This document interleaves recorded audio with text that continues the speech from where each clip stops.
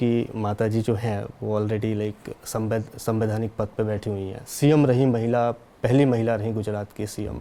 Unbelievable था। मैंने उनके सब बुक्स पढ़े हैं, गांधी जी को थरली पढ़ा है एंड विवेकानंद जी को भी थरली पढ़ा है। ये दोनों की हमेशा पर्सनालिटी मुझे बहुत पसंद आई है और बीइंग ह्यूमन गांधी जी को समझना जरूरी था, क्योंकि गांधी ही है जो ह्यूमैनिटी की बात करता है।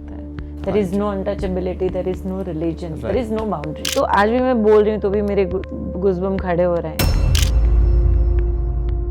गांधी जी ने एक सेंटेंस में जवाब दिया, ये मेरी अकेले की नदी नहीं है, ये मेरे अकेले का पानी नहीं है। और उसको पता नहीं उसके फादर कौन है। वो बच्चे का अंदर का अपना एक फ्रस्ट्रेशन होता है।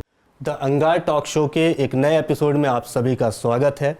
अगर हम बात करें video production by AKPK production, clothing partner Black Buck और digital partner Alex Media Tech, आज हमारे बीच में एक बहुत बड़ी शख्सियत है जो कि महिलाओं के लिए काफ़ी बड़ा काम कर रही हैं। इसके अलावा कला के क्षेत्र में भी उनका इंटरेस्ट है और नॉन प्रॉफिटेबल उनका एक काम चल रहा है, क्राफ्ट रूट, राइट। तो अनार पटेल जी हैं आज हमारे साथ। कैसी हैं मैम आप? मैं एकदम ठीक हूँ। हाँ जी, नमस्ते। तो मैम कैसे सोचा आपने, लाइक आपकी माताजी जो हैं वो ऑलरेडी लाइक संवैधानिक पद पे बैठी हुई हैं, सीएम रही महिला, पहली महिला रही गुजरात की सीएम, है ना। उसके बाद आप सोशल एक्टिविस्ट बनी, आपने बार बार ये कहा है कि आपको चुनाव नहीं लड़ना है और पॉलिटिक्स में नहीं जाना है। तो ये बहुत बड़ा एक थॉट होता है अपने, तो कैसे आया ये थॉट आपको? मैं बहुत छोटी थी। हाँ जी। 8वीं क्लास में थी। हाँ जी। और आप सब मम्मी को तो जानते हैं कि वो बहुत स्ट्रिक्ट है और डिसिप्लिन्ड है, बहुत अपनी एथिकल सिस्टम उसके बहुत स्ट्रांग है। टीचर भी हैं, टीचर भी रही हैं। हाँ यस। हाँ जी। तो मेरे सगे मामा के घर में चाइल्ड मैरिज हो रही थी। अच्छा। तो हम लोग छोटे थे तो जनरली मामा के घर चले जाते थे। हाँ जी। और मामा के घर गांव में जाना, सब कजिन्स मिल के मस्ती करना, वो सब हमारा काम था। तो एक दिन ऐसा हो गया, मम्मी ने वो चाइल्ड मैरिज रुकवा ली। तो ऑब्वियसली मामा को एंड उनके सामने जो समधी थे सबको जेल तक लेके गए, मतलब पुलिस स्टेशन लेके गए, क्योंकि उसका एक प्रोसीजर था उस टाइम पे। तो तब से मेरा गांव जाना बंद हो गया। तो मैं उस टाइम पे 7th क्लास में थी। तो मेरी मदर को बोला कि मुझे तो जाना है, बट मम्मी को ये मतलब उतनी छोटी थी कि मम्मी समझा नहीं पाए कि हमको समाज ने बाहर कर दिया है, क्योंकि हमने समाज में ये किया। तो उस कारण से मेरा वहाँ जाना बंद हो गया। तो मदर को ऐसा लगा कि इसको कहीं पे काम पे लगाना होगा। तो मुझे फिर मम्मी ने बोला कि मामा के घर तो अब नहीं जाना है, क्योंकि प्राइमरी खत्म हो गया, आप 8th में आ रहे हो। उस टाइम पे 8th प्राइमरी में नहीं था, सेकेंडरी में था। तो प्राइमरी में निकल के आप सेकेंडरी में आए हो और ये देश में बहुत ज़्यादा इलिटरेसी है, तेरा मैथ्स एंड साइंस बहुत अच्छा है, तो मुझे लग रहा है आपको 2 बच्चों को पढ़ाना चाहिए। तो मम्मी ने, वो ज़बरदस्ती वाला काम था, तो मम्मी ने मुझे बोला। और मैंने, मेरे जो घर में लेडी थी उसको, जो झोपड़पट्टी में वो रह रही थी, उसने मुझे इंट्रोड्यूस किया और उसने मुझे उनके वहाँ पे लेके गए। तो मैं पढ़ रही हूँ 8वीं में और मैं 1 से 4 बच्चों को पढ़ा रही हूँ। अच्छा। तो मैं 8वीं क्लास में थी, तब से मेरा इंटरेस्ट बना। बट मेन मूव ये है कि मेरे पापा इलेक्शन लड़ते थे उस टाइम पे, मम्मी नहीं, मम्मी टीचर थे और पापा इलेक्शन लड़ते थे। तो पूरे एरिया में पापा को हर कोई जानता था। तो जब मेरा एरिया आता था, जहाँ पे जब मैं पढ़ाती हूँ बच्चों को, तो बाहर जाती थी तो सब बोलते थे कि मुफत भाई आनंदी बहन की बेटी है। और जब मेरे एरिया से मम्मी पापा जाते थे तो मेरे बच्चे बोलते थे अनार दीदी के मम्मी पापा है। तो शायद वो मुझे बहुत अच्छा लगता था कि मेरी अपनी पहचान है ये एरिया में। और मैंने आगे कुछ नहीं सोचा था कि मुझे सोशल एंटरप्रेन्योर या सोशल वर्कर बनना है। बस मेरे दिल में ये था कि मुझे मेरी पहचान अलग से बनानी है। और वो शायद इतने सालों के बाद वो आप देख सकते हो कि मैं वो ट्राई कर रही हूँ और वो दिख भी रहा है कि इतने सालों से मैं फील्ड में काम कर रही हूँ। क्योंकि माताजी भी महिला कल्याण के उन्होंने जो किया ना, वो बहुत बड़ी बात है और एक लेगेसी आपने उसको कंटिन्यू करी है ना। वही संस्कार तो परिवार से ही आते हैं। हाँ जी। आपका नाम बहुत इंटरेस्टिंग है जी, उसकी क्या कहानी है? एक्चुअली ज्यादा कोई कहानी नहीं है। हाँ जी। मेरा नाम रीना था। बट मेरे भाई के क्लास में एक लड़की पढ़ती थी जिसका नाम अनार था। अच्छा। और भाई बड़ा है मेरे से 5 साल। हाँ जी। तो भाई को लगा कि नहीं, अभी इसका नाम अनार कर दो। तो उसने स्कूल में अनार नाम कर दिया, क्योंकि अनार उसको नाम पसंद था। तो ये मेरा जो है नाम है वो भाई का दिया हुआ है। अच्छा। यस, फनी स्टोरी है, बट छोटे बच्चे होते हैं ना, बच्चों को लगता है कि, तो भाई को लगा मेरी बहन का नाम अनार होना चाहिए। ओके। तो इस हिसाब से मेरे को यूनिक नाम मिल गया। हाँ जी। हम बात करें जैसे क्राफ्ट की बात करें, क्राफ्ट रूट्स की बात करें, जहाँ पे लाइक कलाकृति जो होती है हैंडमेड, राइट, तो उसके बारे में बताइए आप कुछ। वैसे मैं बच्चों के साथ काम करती थी। हमारी एक संस्था रही है मानव साधना करके, जिसमें चाइल्ड लेबर जो बच्चे होते हैं, हम लोग उनके साथ काम करते थे। बट जब जनरली क्या होता है कि लोग एनजीओज में एक्टिविज्म होता है तो सब मेरे पास आते हैं कि हम रैली निकालते हैं, चाइल्ड लेबर नहीं होना चाहिए, वो सब चीज़ें। और मुझे हमेशा ये लगता था कि मैं क्या चेंज ला सकती हूँ ना, वो मैं करूँ, मैं चिल्लाऊँ नहीं। तो मेरा नेचर नहीं है, सबका अपना नेचर होता है। तो उस टाइम पर मुझे लगा कि बच्चों को अगर चाइल्ड लेबर से निकालना है तो उसकी माँ को काम देना होगा। पापा को काम देंगे तो पूरे पैसे घर नहीं जाएंगे, क्योंकि हम जिस क्षेत्र में काम करते थे वहाँ एडिक्शन बहुत था। तो मुझे लगा कि हम माँ के साथ काम चालू करते हैं। तो ये ग्रामश्री ट्रस्ट की शुरुआत हुई। और ग्रामश्री ट्रस्ट में हमने बहनों के साथ काम चालू किया, मदर्स के साथ, और अलग अलग प्रकार के स्किल डेवलपमेंट के हम लोगों ने उनको ट्रेनिंग दिया। करीबन 70,000 से ज़्यादा बहनों को हमने ट्रेन किया है। तो उसके बाद थोड़े साल के बाद अर्थक्वेक आया कच्छ में। तो 1 साल हम कच्छ में बैठे और कच्छ में पूरा रिहेबिलिटेशन कर रहे थे। और जब वो कर रहे थे तब मैं गाँव में जाती थी और मैं देखती थी कि क्राफ्ट बहुत है और इनके हाथ में हुनर है, इतना ब्यूटीफुल चीज़ें बना रहे हैं, और वो सब प्रोसेस देखती थी, उनसे बातें करती थी। फिर लगा कि इनको मार्केटिंग देना चाहिए। तो क्राफ्ट रूट्स वो ब्रांड है, एक्चुअली ब्रांड का नाम है, वो संस्था नहीं है। ग्रामश्री ट्रस्ट के अंडर में ये नाम है क्राफ्ट रूट्स। तो हमने वो सबको मिला के एक प्लेटफॉर्म बनाया। एंड क्राफ्ट रूट्स को मुझे लगा कि ब्रांड के साथ उसको एक प्लेटफॉर्म बनाया जाए। कोई भी बंदा है जो क्राफ्ट के साथ काम करता है, फिर वो एजुकेशन इंस्टीट्यूट है, कारीगर खुद है, या कोऑपरेटिव सोसाइटी है, या सेल्फ हेल्प ग्रुप है, गवर्नमेंट के साथ डायलॉग्स करना, हमने तय किया कि इसको प्लेटफॉर्म बनाते हैं, क्राफ्ट सेक्टर को हम आगे लेके जाते हैं। और उसका रीज़न ये है कि अपने देश में गांव की एम्प्लॉयबिलिटी देने वाले 3 क्षेत्र हैं। एक है agriculture, animal husbandry and craft. तो गांव का एम्प्लॉयमेंट कहाँ से आएगा? अगर ये 3 क्षेत्र अपने देश में बहुत अच्छे से चलेंगे तभी गांव में एम्प्लॉयमेंट मिलेगा। राइट। जैसे आपने बोला कि एनजीओज में बहुत सारे लोग होते हैं जो रोड पे रैलीज वगैरह भी करते हैं, है ना। तो एक बात याद आती कि लाइक चिल्लर जो है वो आवाज़ करते हैं लेकिन नोट जो है वो आवाज़ नहीं करता। और क्या होता है कि एनजीओज में भी अलग अलग तरीके के लोग हैं, राइट। कोई समाज सेवा कर रहा है लेकिन हर समाज सेवा करने वाला समाज सेवा भी नहीं कर रहा है। हो सकता है वो खुद की भी सेवा कर रहा हो, राइट। तो बहुत सारे लोग ऐसे देखे जाते हैं। तो इसको लेकर के आपके क्या थॉट हैं? ऐसा होना चाहिए या नहीं होना चाहिए? नहीं, मैं आपको बताती हूँ, क्योंकि सेवा बहुत अलग अलग प्रकार की होती है। कई लोग होते हैं जो समय दे के करते हैं, कई लोग होते हैं अपना नॉलेज दे के करते हैं, कई है अपना समय दे के करते हैं, कोई खाली पैसा दे के करते हैं। मैं इतना 100% मानती हूँ कि कोई भी प्रकार की थोड़ी सी भी की हुई सेवा सेवा ही है। सब अपने तरीके से सेवा करते हैं। उसमें मैं मानती हूँ कि उसमें किसी को क्रिटिसाइज नहीं करना चाहिए। कोई इशू लेके अगर कोई हल्ला भी मचाता है तो बेस्ट है ना, वो इश्यू अप हो जाता है। करेक्ट। आप समझ, जैसे निर्भया कांड हुआ तो हल्ला हुआ, तभी जाके तो बाकी की बेटियां सेफ हो गई। तो कहीं हल्ला भी जरूरी है, कहीं एक्टिविज्म भी जरूरी है। तो मैं ऐसा मानती हूँ कि जो वॉइस बाहर आता है वो भी सेवा है, पैसा देता है वो भी फिलैंथ्रोपी कर रहा है। समय से बड़ा तो कुछ नहीं होता, क्योंकि जितना आप समय देते हो उतना आप खुद बदलते हो। मैं इतना बोलती हूँ कि इतने सालों में मैंने सेवा करी तो लोग मुझे बोलते हैं कि आपने बहुत दिया, आपने ये किया, आपने इतने लोगों को वो किया। बट मैं जब खुद के साथ बैठती हूँ तो मुझे पता चलता है कि पहले मैं कैसी थी और आज मैं कैसी हूँ, क्योंकि मेरे में ही बदलाव आ गया। हम समाज को देंगे बट उससे ज़्यादा लेते हैं।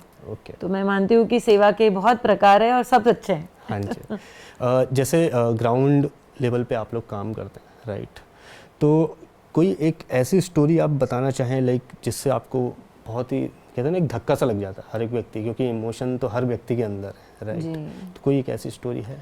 मैं आपको अभी रिसेंट एक स्टोरी बताती हूँ, क्योंकि जैसे मेरी संस्था तो चलती है बट एक कटकथा करके एक संस्था है, दिल्ली बेस्ड है। हाँ जी। तो वो दिल्ली के रेड लाइट एरिया में काम करती है।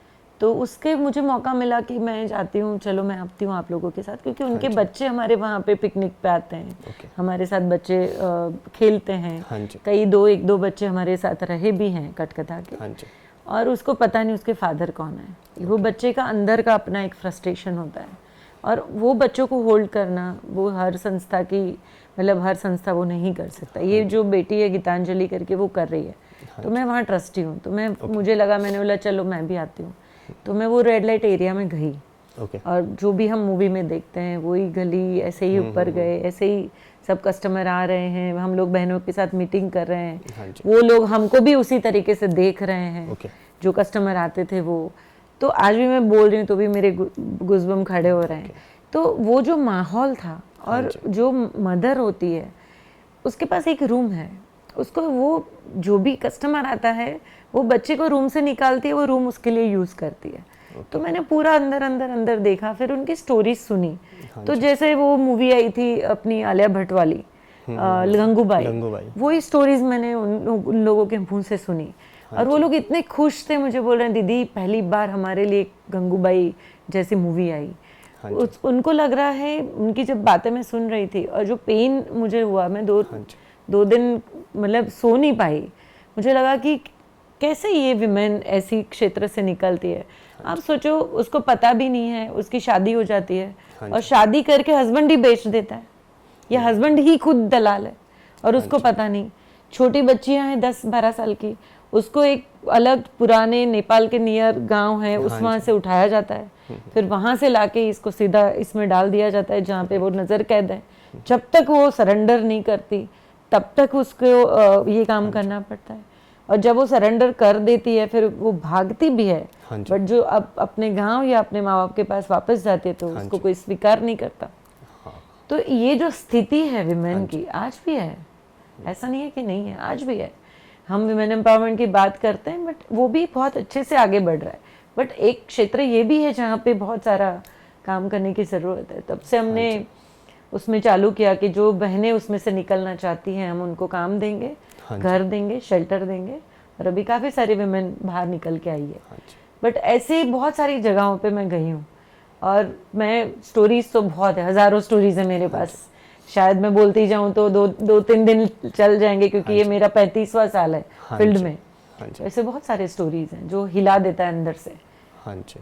तो लाइक जैसे आपने बात करी, एक और फिल्म आई थी केरला स्टोरी, हाँ, ह्यूमन ट्रैफिकिंग, मैंने नहीं देखी, आपने नहीं देखी? हाँ जी, क्योंकि लाइक जैसे हम बात करें तो हम सालों से सुनते आ रहे हैं कि लड़कियों को है ना बेचना और अगवा करके उनको ले जा, तो जबरदस्ती ले जा। हाँ जी, तो इसके लिए क्या मतलब कदम उठाने चाहिए या क्या थॉट, क्योंकि एक सामाजिक इंसान के तौर पे, एक ह्यूमन के तौर पे, इंसानियत के तौर पे क्या होना चाहिए इसके लिए? देखो, रेड लाइट एरिया चलता किससे है? हाँ जी, इमेजिन चलता किससे? मैन से, राइट। आप समझ रहे हो ना? वुमेन एम्पावरमेंट मैन के बगैर नहीं हो सकता, राइट। आज वुमेन एम्पावरमेंट की बात खाली वुमेन के पास हो रही है।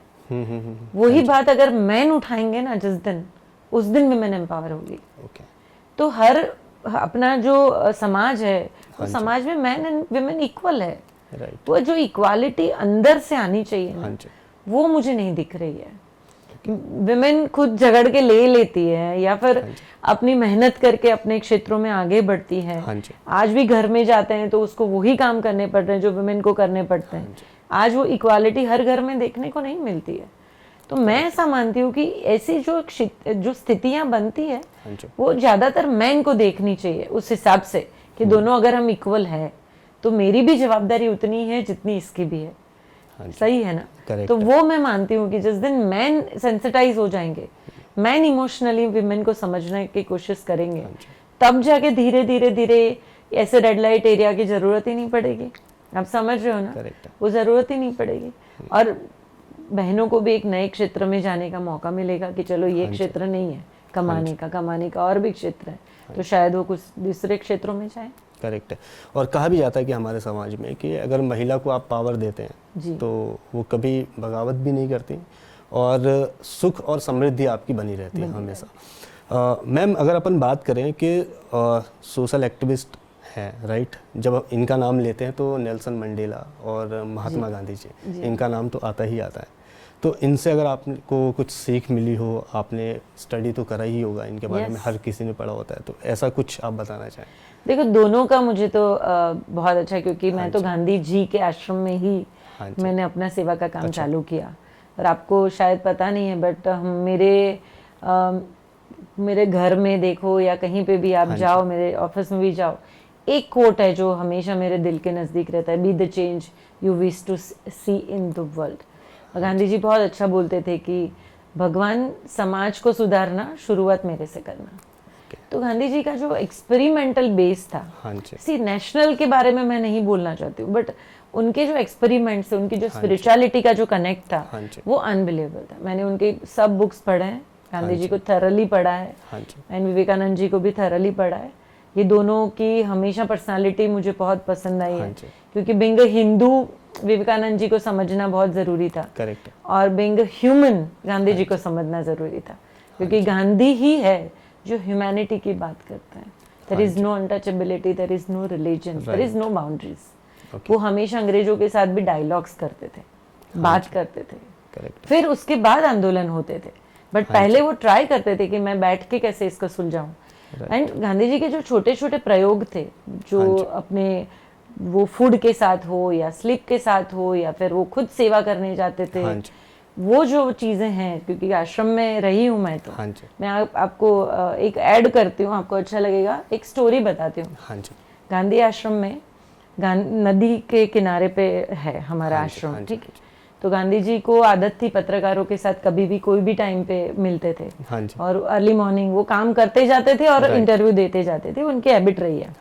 तो एक बार वो कुछ बाहर के कोई पत्रकार आए थे और उनको मिलना था, तो वो ब्रश करने के लिए फिर गए नदी के पास। तो जाके नदी में उन्होंने पानी का लोटा भरा और फिर वो लेके बैठ गए। तो वो पत्रकार बोल रहे हैं कि बापू, मुंह धोना है तो वहीं धो लीजिए ना, आप नदी के पानी से धो लीजिए। ब्रश करना है तो आप वहीं पानी हाथ में लेके वहीं पे कर दो ना, लोटा भरने की क्या जरूरत है। गांधी जी ने एक सेंटेंस में जवाब दिया, ये मेरी अकेले की नदी नहीं है, ये मेरे अकेले का पानी नहीं है, जो पानी समाज का है, सबका है, उसको हम ऐसी तरीके से यूज कर सकते हैं। करेक्ट है। एंड आज आप देखो, ये एक्सपेरिमेंट मतलब छोटी बात है। हमको हमेशा गांधी जी की गलतियां दिखती हैं। आज मैं डिबेट अब मैं देखती हूँ तो हम अपने ही राष्ट्रपिता में देखने में लग गए हैं कि क्या गलत था, उन्होंने क्या गलत कर दिया। बट गांधी जी ऐसे सागर है ना, उनके तक पहुंचना भी मुश्किल है, क्योंकि उनकी ये छोटी छोटी जो हैबिट्स थे, और जो देश के प्रति उनका प्यार, देश के लोगों के प्रति उनका प्यार, उनके जितने भी सर्वोदय को देख लीजिए आप, या फिर आप स्वदेशी को देख लीजिए, उनके जितने भी मूवमेंट हुए, वो मूवमेंट में आपको एक ही चीज मिलेगी, वो है ह्यूमैनिटी एंड मेरा देश। तो वही मेरे दिल के नज़दीक है। हाँ जी, एक और सिमिलरिटी है, मैं आपको बताता हूँ। लाइक गांधी जी जब उनका एजुकेशन कंप्लीट हुआ तो वो इंडिया आ रहे थे, तो उनके गुरु के पास जब गए वो, तो उन्होंने वही बोला कि अब मुझे भारत में रहना है। तो उनके गुरु ने बोला कि आप पहले भारत को समझिए। तो उन्होंने भ्रमण करा ट्रेन से, है ना। जब आपकी माता जी राज्यपाल बनी मध्य प्रदेश की, है ना, वो भी बाय ट्रेन आई थी मध्य प्रदेश, है ना। यहाँ पे भी बाय बस आए थे। हाँ जी। तो ये सिमिलरिटी है, लाइक मतलब समाज को समझना, अपनी जगह को समझना, ये बहुत इंपॉर्टेंट होता है। और जैसे आप ग्राउंड लेवल पे काम कर रहे हो, आपने कैसे समझा हिंदुस्तान को? मैं भी पूरा देश घूमी हूँ। हाँ जी। एंड हमारे घर का एक स्वभाव रहा है। हाँ जी। हम छोटे थे तब से मम्मी और पापा हमको घुमाते थे। हाँ जी। तो मैंने लद्दाख को छोड़ के पूरा देश देखा हुआ है। और हर जगह पे, हर रीजन में मैं गई हूँ। मम्मी का भी सेम स्वभाव है। हाँ जी। फील्ड में नहीं जाते हैं ना, तब तक आपको प्रॉब्लम, सही वाली प्रॉब्लम दिखती ही नहीं। करेक्ट। तो एक आदत बननी चाहिए कि जाके बैठो, जाके देखो। आज मैं मेरा क्राफ्ट का काम कर रही हूँ, तो आप मुझे कहीं पे भी देखोगे, मैं कोई यूपी के गांव में घूम रही हूँ, मध्य प्रदेश में गांव में घूम रही हूँ, गुजरात के गांव में घूम रही हूँ। जब तक मैं मेरे लोगों को नहीं देखूंगी जो क्राफ्ट करने वाले हैं, तो उसको इश्यूज कैसे समझूंगी। करेक्ट। तो भ्रमण करना तो बहुत जरूरी है, तभी आप अपना नॉलेज लेते हो, आप नॉलेज गेन करते हो। आपको गैप एनालिसिस, जो हम चलो मार्केटिंग रिलेटेड बात करते हैं, MBA रिलेटेड बात करते हैं, सो हम गैप एनालिसिस ढूंढते हैं कि कहाँ पे गैप है, हम जो काम कर रहे हैं एग्जैक्टली हमको कहाँ पे करना चाहिए जिससे बदलाव आए। तो वो मुझे लग रहा है कि भ्रमण तो करना चाहिए, उससे आप खुद बहुत सीखते हो। बहुत बहुत कुछ मैं तो सीखी हूँ। देखो मैं एक टाइम तो ऐसा भी था कि हम लोग ट्रेन के रेलवे स्टेशन पे भी सो जाते थे क्योंकि अर्ली पहुंच गई। अब हमको जहाँ जाना है वो तो 10 बजे खुलेगा, तो चलो वहीं पे हमारे पास जो भी चद्दर वद्दर होती थी बिछा के सो जाओ ट्रेन स्टेशन पे। और आज मुझे कोई देखता है तो मुझे बोलता है दीदी आपने कभी ट्रेन पे सफर किया है? सब कुछ कर लिया है। क्योंकि मैं मानती हूँ जैसे पब्लिक टॉयलेट, तो मुझे याद है कि हमने पब्लिक टॉयलेट, पब्लिक ड्रेनेज को साफ किया है उस टाइम पे, क्योंकि वो करना जरूरी हो जाता था कि हम जाएंगे सफाई की बात करते हैं तो हम खुद नहीं करेंगे तब तक कोई नहीं करेगा। तो वो टेम्परामेंट है कि जो भी हाथ में आता है उसको सही से शिद्दत से प्यार से करो। करेक्ट है। और जैसे आपने एजुकेशन MBA की बात छेड़ी थी, तो आपकी माताजी लाइक गोल्ड मेडलिस्ट रही हैं, राइट? तो एजुकेशन आपका कैसा रहा है? मैंने भी मतलब हमारे घर में एजुकेशन का ही माहौल है। हाँ जी। तो आप मतलब मैं ऐसा मानती हूँ कि हर 10 साल में पढ़ना चाहिए। हाँ तो मैंने पहले ग्रेजुएशन करी, देन संस्थाएं चालू कर दी। फिर लगा 17 साल के बाद लगा कि मैं अभी मेरा एजुकेशन कम है। तो 17 साल के बाद जब मेरी बेटी छोटी थी उसके बाद मैंने MBA किया। हाँ जी। फिर उसके बाद अभी 10 साल हो गए वापस। तो उसके बाद मैंने अभी IIM से रायपुर से मैंने कोर्स किया सोशल मीडिया का और पूरा मार्केटिंग रिलेटेड, क्योंकि मेरा बैकग्राउंड मार्केटिंग है। मेरा बैकग्राउंड मार्केटिंग एंड फाइनेंस है, ज़्यादातर वही पढ़ी हूँ मैं। तो हर 10 साल में कुछ भी नया आता है। अगर आप एजुकेशन लेते हो ना तो आप कितने भी बूढ़े हो जाओगे या कितने साल के हो जाओगे, आप हमेशा मार्केट के अंदर खड़े रहोगे, क्योंकि आपको सब आता होगा। एजुकेशन ही है जो पर्सन को आगे लेके जाता है। हाँ जी। और एजुकेशन एक ऐसी भी चीज़ है, लाइक ज्ञान ऐसी चीज़ है, आप जितना बढ़ते जाओगे उतना ही वो रहेगा कि हाँ खाली है अभी भी खाली है, वो कभी कंप्लीट नहीं होता। हाँ जी। सोशल मीडिया की आपने बात करी, आज का दौर भी है लाइक डिजिटल इंडिया, है ना? मोदी जी ने जो नारा दिया था, और लगभग हर कोई डिजिटल है, गांव-गांव तक पहुंच चुका है वो। लेकिन उसके पॉजिटिव और नेगेटिव दोनों हैं। तो सोशल मीडिया से आपको क्या समझ में आया और लाइक आप कैसे देखते हो इसको? देखो मैं तो दोनों साइड से देखती हूँ, क्योंकि कोई भी चीज़ का अतिरेक होना ना वो नुकसान ही है। फिर वो खाना है या फिर कोई भी चीज़ आप पकड़ लो, तो सोशल मीडिया का भी वही है। दो चीज़ें जो मुझे आज जो यूथ के लिए दिखती है वो मैं बताती हूँ, क्योंकि कंटिन्यूअस फ़ोन पे होता है। और आज ऐसा भी नहीं रह गया कि पेरेंट्स भी नहीं होते। आप रेस्टोरेंट में जाओगे ना तो 4 लोग बैठे हैं, चारों के हाथ में फ़ोन है, वो बात ही नहीं कर पा रहे। हम बर्थडेज को भी सेलिब्रेट कर देते हैं तो खाली फ़ोन पे, there is no human touch. आप आँख के अंदर आँख डाल के बात करते हो वो अलग है, आप जाके हग करते हो और आप किसी को बर्थडे विश करते हो, आप टाइम निकाल के उसके लिए जाते हो, तो एक स्पेशल फील आप कराते हो। आज मैं देखती हूँ कि क्या हो गया है कि इंस्टाग्राम लाइफ हो गया है। सही में जब भी मैं कोई भी कपड़े नए पहनते तो बच्चियां डाल देंगी, सब कोई डालता है। मैं अकेली गर्ल्स की बातें नहीं कर रही हूँ, बट सबका वो रहता है कि कुछ नया पहना, इंस्टा के लिए पहना। मुझे रिपीट नहीं करना क्योंकि इंस्टा पे मेरा फोटो आ गया। फूड की भी फोटो डालेंगे, सबकी फोटो डालेंगे, तो there is no hidden, nothing hidden.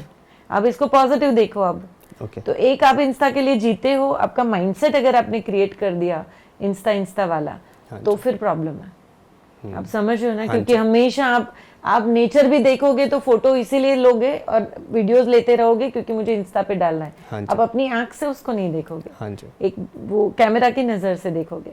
But दूसरी साइड आप देखोगे, हमारी जो जनरेशन थी वो काफी हिडन वाली चीजें भी थी। हम माँ बाप को नहीं बताते थे, माँ बाप हमको वो चीजें डांट पड़ती थी कि आपने ऐसे क्यों कर दिया। आज बॉयफ्रेंड भी है, गर्लफ्रेंड भी है, फ्रेंड्स भी है, तब भी किसी का हेजिटेशन नहीं है कि मैं उसको इंस्टा पे डाल रहा हूँ, which is positive from my side. क्योंकि आज ये बोलो ना, बच्चों के लिए हिडन क्या है? कुछ नहीं है, उनके लिए अपनी लाइफ ओपन है, जिसको जैसे समझना है वो समझे। जो हिपोक्रेसी है ना इंडिया में, वो हिपोक्रेसी मुझे आज के यूथ में नहीं दिख रही है। They are not hypocrites. Maybe मेरे जनरेशन में वो हिपोक्रेसी थी, हम कुछ करते थे, कुछ बोलते थे, कुछ वो सब। आज मुझे वो चीज़ मुझे बहुत अच्छी लग रही है कि सोशल मीडिया के कारण सब ओपन है। प्राइवेसी नहीं रहेगी, प्राइवेसी नहीं रहेगी। जिसको लेनी है वो ले लेता है, जिसको नहीं लेनी है वो नहीं लेता है। उसके प्रोज एंड कॉन्स बाद में पता चलता है कि ये प्राइवेसी के कारण मुझे क्या नुकसान हुआ, शायद वो सीख लेंगे। जी। थोड़े टाइम के बाद पता तो सबको आता है, राइट। बट जो नहीं छुपाना वाला जो मामला है ना, हाँ जी। वो सही है, वो गलत नहीं है।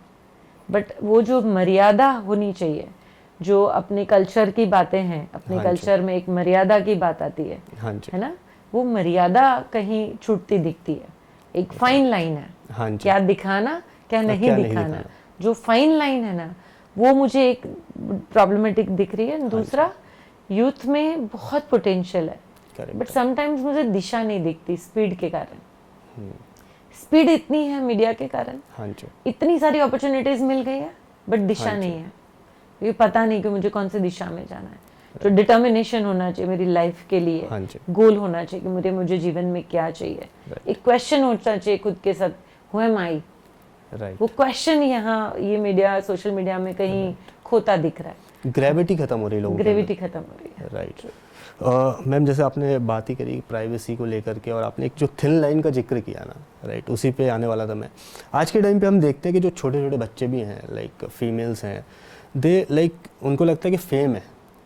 जब आपको कुछ रिकॉग्नाइजेशन मिलती है, जब आपको किसी ये लाइक्स मिलते हैं, व्यूज़ मिलते हैं, ऐसा होता है, तो वो ओवर एक्सपोज होता है चीज़, लाइक उनके कपड़े को लेकर के वो जिस प्रकार के वीडियोस बनाते हैं, नॉट फॉर लाइक गर्ल्स, ऐसा नहीं है, बॉयज़ में भी रहता है। वो जब उनके बात करने का तरीका एब्यूजिव ज़्यादा हो जाते हैं, वो किसी वीडियो को लेकर के लोगों को पसंद आने लगता है, तो वो नेक्स्ट लेवल पे चले जाते हैं इसको लेकर के।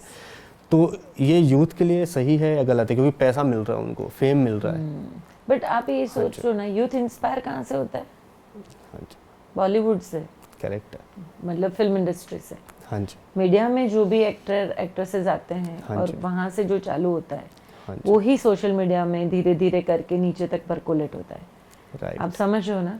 तो मैं ऐसा मानती हूँ कि जो सोशल रिस्पॉन्सिबिलिटी होती है ना, हाँ जी। जब आप सेलिब्रिटी बनते हो तो आपकी एक सोशल रिस्पॉन्सिबिलिटी होनी चाहिए। राइट। वो नज़र से आजकल सेलिब्रिटीज देख नहीं रहे हैं, हाँ जी।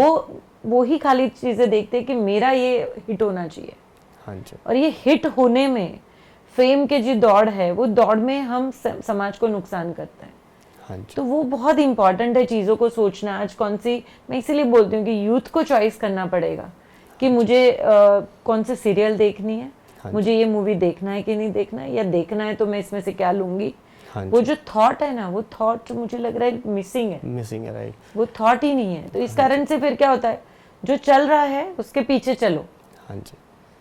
वो अपील करती पर्सनालिटी, जैसे मिर्जापुर में आप देखें, मुन्ना भैया की पर्सनालिटी हो गई लोगों को, है ना, और उसमें गुड्डू भैया की कि हमको चाहिए फुल इज्जत, तो लोगों के अंदर वो ऑब्जर्व करते हैं। वो डायलॉग आपस में दोस्तों यारों में बोलना, क्योंकि उसमें नाम भी ऐसा है कि कास्ट को लेकर के शुक्ला, ये सारी चीज़ें, वो तो नॉर्मल है, आसपास सभी ऐसे ही रहते हैं।